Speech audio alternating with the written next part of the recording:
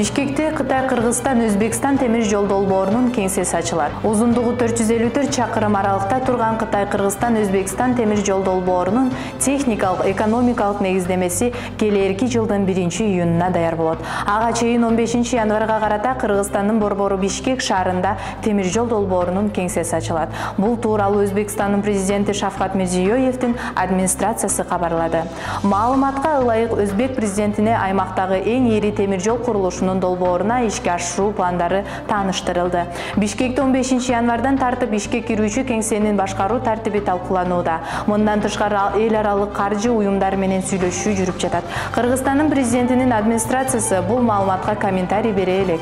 Быйыл ноябрь айында Кытайдын Илим изилдөө институту тарабынан темир жол курулушунун алгачкы талай изилдөөлөрү жүргүзүлгөн. Кытай, Кыргызстан, Өзбекстан темир жолу долбоорунун техникалык, экономикалык негиздемесин иштеп чыгууну чогуу каржылоого 3 мамлекеттен макул болгон. Өзбекстандын Самарканд шаарында 14 сентябрда Шанхай кызматташтык уюмунун саммитинин алкагында Кытай, Кыргызстан, Өзбекстан темир жолунун долбоору боюнча кызматташууга кол коюлган. Макулдашууларга ылайык жол тилкеси Кыргызстандын аймагында Торгарт, Арпа, Макмал, Жалал-Абад багыты менен өтөт.